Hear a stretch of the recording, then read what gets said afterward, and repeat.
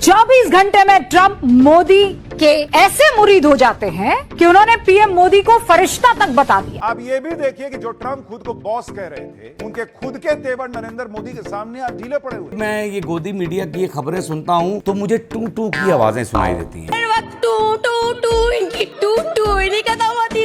तो राम मंदिर का पैसा चोरी होते ही प्रधानमंत्री मोदी जी सेल्सस निकल गए, जहाँ पर देश के सारे उद्योगपति नेता अपना काला धन जमा करते हैं। और उन्होंने फिर रिवार्ड दिया, उन्हें क्या मान गए यार तेनू। इंडियन आर्मी में जाते हैं, इंडियन आर्मी का ड्रेस पहनते हैं। मेरा सपना ये था मैं इंडियन आर्मी में लगूंगा। आदमी चक्कर जाता है। मेरी माँ का सपना ये था मैं जहाज उड़ाऊं। भाई देश को तो चला ले पहले। ख्वाहिशें पूरी करते फिर रहे हैं आप, जाहिल आदमी है ना। काम कर रही है मेरे भाई, मुद्दे पे आओ। जैसे कि वो विदेश जा रहे हैं, मिलोनी को चॉकलेट खिला के आ रहे हैं, सरकार काम कर रही है। हमें कॉकरोच कह रहे हैं और हमारे सपोर्टरों को आतंकवादी कह रहे हैं। सरकार ये भी काम कर रही है। सरकार काम कर रही है, लेकिन ये नहीं पूछ सकते आप। अंदर का जहर चूम लिया, धुल के आ गए, कितने शरीफ लोग थे, सब खुल के आ गए। हाय हाय हाय, क्या बात है सर। अस्सलाम वालेकुम नाजरीन, मैं हूं आपका अपना सरफराज विकी अल मशहूर सुसरा। नाजरीन, गोदी मीडिया जो है, यानी गोदी मीडिया एक वाहिद ऐसा मीडिया है इंडिया का जिसको मैं समझता हूं कि इतने अवार्ड देने चाहिए, इतने अवार्ड देने चाहिए, इतने अवार्ड देने चाहिए। किस चीज़ के देने चाहिए? झूठ के। मैं थोड़े से ना एक दो क्लिप दिखाना चाह रहा हूँ। ये पीछे शायद मेरे व्लॉग में आपने देखे भी होंगे, लेकिन इसको आज दिखाने का मकसद थोड़ा सा मेरा चेंज है कि गोदी मीडिया जो बातें करता है और करता कैसे है, और उनकी बातें सुनने के बाद फिर मेरा जहन कहाँ चला जाता है। 24 घंटे में ट्रंप मोदी के ऐसे मुरीद हो जाते हैं कि उन्होंने पीएम मोदी को फरिश्ता तक बता दिया। आप ये भी देखिए कि जो ट्रंप खुद को बॉस कह रहे थे, उनके खुद के तेवर नरेंद्र मोदी के सामने आज ढीले पड़े हुए। अच्छा, ये क्लिप दिखा दी है मैंने कि ट्रंप के जो है ना, वो कह रहा कि ट्रंप उसके सामने मोदी के ढीले पड़े हुए थे, और वो खातून ने कहा, पीछे भी मैंने ये क्लिप दिखाया था कि फरिश्ता तक कह दिया। फरिश्ता वो जो जन्नत में से निकाल दिया गया था, मैं वो कह भी दिया था मैंने उस टाइम पे। अच्छा, ये मकसद क्या है इसको दिखाने का? जब मैं ये गोदी मीडिया की ये खबरें सुनता हूँ तो मुझे टू टू की आवाज़ें सुनाई देती हैं। टू टू टू टू टू टू, हर तरफ से ना मुझे टू टू की आवाज़ें सुनाई देती हैं, क्योंकि गोदी मीडिया को सिवाय टू टू करने के और कुछ नहीं आता। और ये टू टू है क्या? ये टू टू आया कहाँ से है? ये टू टू आया कहाँ से और ये टू टू किया किसने है? ये ज़रा दिखाने मज़ेदारी बात तो ये है कि ये शेयर करनी है आपके साथ बात कि ये टू टू आया किधर से और टू टू हो कैसे रहा है, और ये टू टू किसने किया है, किसने किया जी, दिखाइए। हर वक्त टू टू टू, इनकी टू टू ही नहीं खत्म होती सर, इनकी टू टू ही नहीं खत्म होती सर।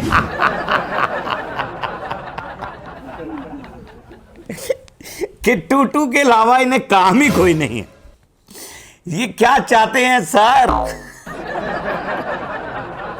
अच्छा, ये कंफ्यूजन में बात नहीं, ये सस्पेंस है, ठीक है ना। ये टू टू मैंने इसलिए आपको ऐड करके दिखाया कि ये तो कोई ऐसे लोग भी हैं जो असेंबलियों में खड़े होकर धड़ल्ले से ये कह देते हैं कि ये देखो जी इनका टू टू टू टू टू। तो ये गोदी मीडिया जो है ना, ये ऐसा बगारत मीडिया है, यानी ये इतना गंदा मीडिया है कि ये जो है सिवाय टू टू के कुछ नहीं करता। टू टू क्या है कि टू टू गुरु घंटाल की तारीफें, गुरु घंटाल के लिए सारा कुछ बोलना, हर टाइम गुरु घंटाल के लिए, अवाम की कोई बात नहीं करनी, रियलिटी पर कोई चीज़ पेश नहीं करनी है, जो कुछ भी। कि यानी ट्रंप जैसे बंदे के एक्सप्रेशंस और उसकी जो मामलात हैं वो मोदी के सामने ढीले पड़ गए। ये कैसी बात है? यानी हैरानगी वाली बात ये है कि मोदी के सामने ढीले कैसे पड़ गए गुरु घंटाल के आगे। अरे गुरु घंटाल तो उसके आगे ढीला पड़ जाता खुद जाकर, पर्चियां पकड़कर, उंगलियां यूं कर कर उसके सामने बोलता ही नहीं। वो तो सुकून से कॉन्फिडेंस से बैठा होता है। ट्रंप तो उसके साथ मुंह भी नहीं लगा रहा था, कभी इधर से आ रहा था, कभी तो मैंने दिखाया नहीं था क्लिप। गुरु घंटाल तशरीफ ले गए सेशल में। अब सेशल में वहां होता क्या है, होता क्या है वो आज खुलकर मेरे सामने आई है बात कि आखिर वहां पर ये मोदी जैसे गुरु घंटाल वहां पर क्यों पहुंचते हैं, क्यों पहुंचते हैं, उस मुल्क में क्यों पहुंचते हैं, क्या करने पहुंचते हैं। दिखाइए जी क्या करने पहुंचते हैं। मैंने कहा था ना चौकीदार ही चोर हैं, तो राम मंदिर का पैसा चोरी होते ही प्रधानमंत्री मोदी जी सेल्सस निकल गए। आपको पता है सेल्सस किस चीज का अड्डा है? जहाँ पर देश के सारे उद्योगपति नेता अपना काला धन जमा करते हैं। ये है हकीकत। ये सेशल के अंदर जाने की हकीकत क्या है? ये हकीकत है कि काला धन जितने नेता हैं सारा अपना काला धन जो है ना वहां पर जाकर जमा करते हैं, और वो हैं भी काले लोग, ठीक है ना, वो काले लोग हैं और काला धन उनके पास ही जाना चाहिए, क्योंकि साउथ अफ्रीका का वो इलाका है। और मोदी भी वही जमा करवाने के लिए गया था। अवार्ड ऐसे नहीं मिलते सर, अवार्ड ऐसे नहीं मिलते हैं। और उन्होंने फिर अवार्ड दिया, उन्हें क्या मान गए यार, तेनों क्या बात है, तुम्हें तो अवार्ड देना पड़ेगा।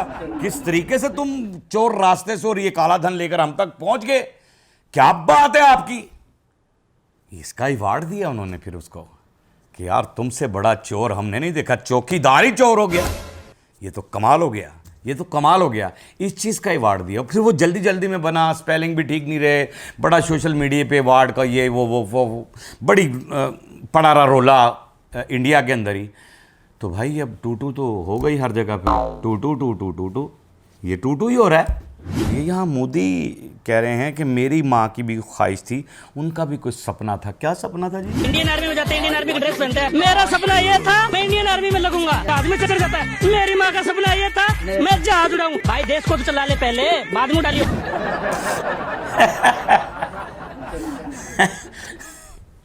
यार क्या बात है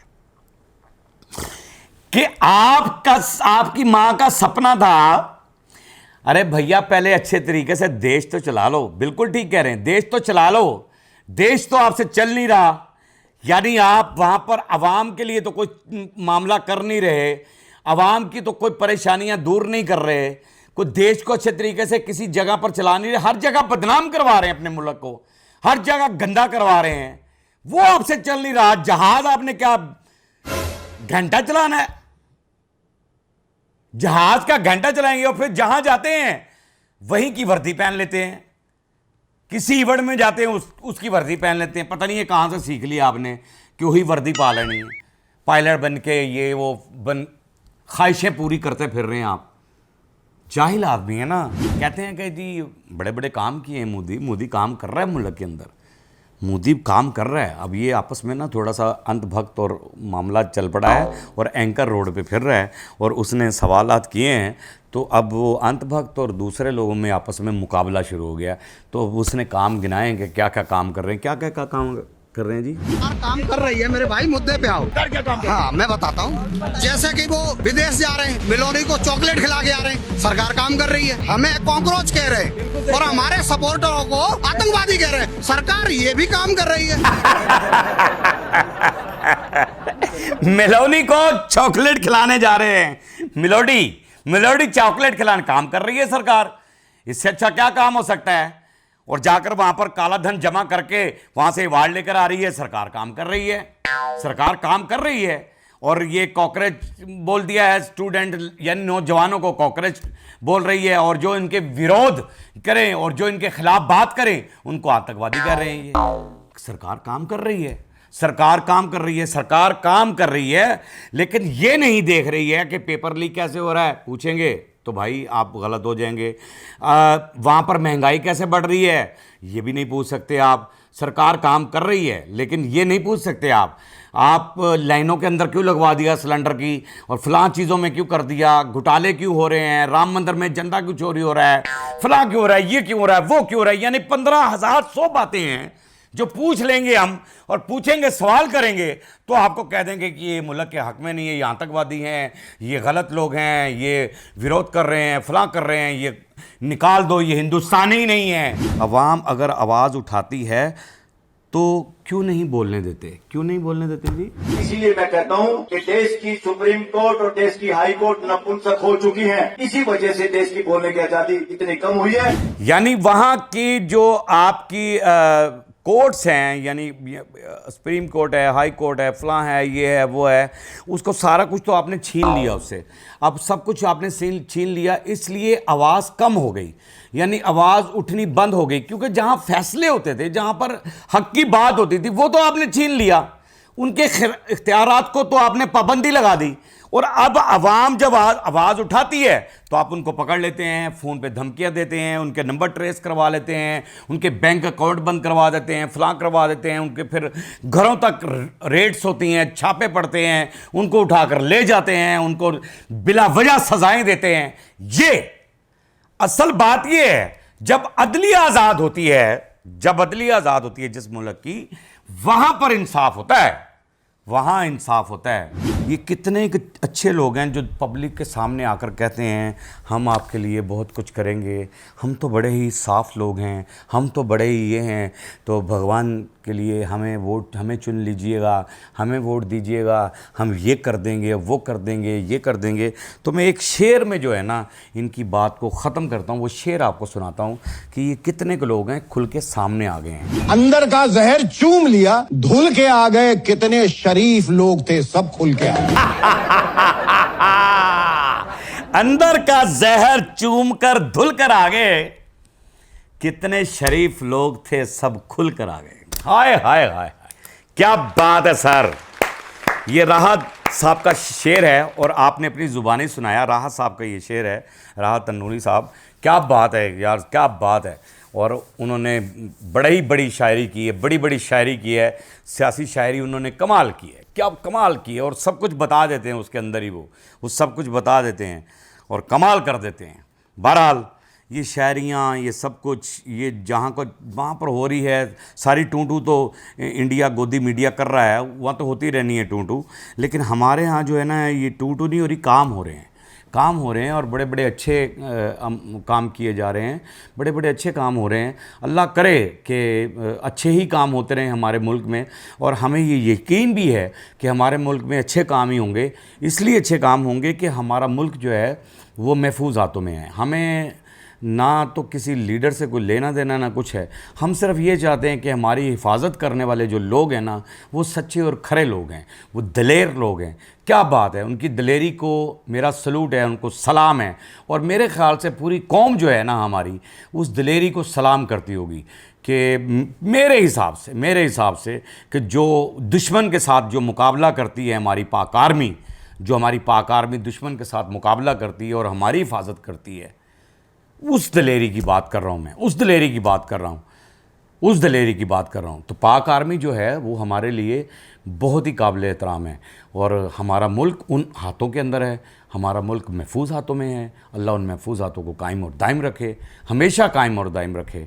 बाकी पाक आर्मी जिंदाबाद थी, जिंदाबाद है और जिंदाबाद रहेगी। पाकिस्तान जिंदाबाद था, जिंदाबाद है और जिंदाबाद रहेगा, इंशाल्लाह जिंदाबाद रहेगा। बाकी हंसते रहें, मुस्कुराते रहें, हंसी वाली ज़िंदगी गुजारें, कभी किसी की दिल आज़ारी मत कीजिएगा, हाँ टू ज़रूर कीजिएगा। और परवरदिगार पर यकीन रखिए, क्योंकि सब ताकतें मेरे रब के अंदर हैं और वही सब कुछ कर सकता है। बेशक वही सब कुछ कर सकता है। हमने आपके लिए व्हाट्सअप भी बनाया, टिकटॉक भी बनाया, फेसबुक बनाई है, उसे भी फॉलो कीजिएगा। मस्के चैनल को सब्सक्राइब करते रहें, लाइक करते रहें, कमेंट्स करते रहें और घंटी दबाना मत भूलिएगा, क्योंकि ससुरा आपके साथ है और जब तक जिंदा है आपके साथ रहेगा।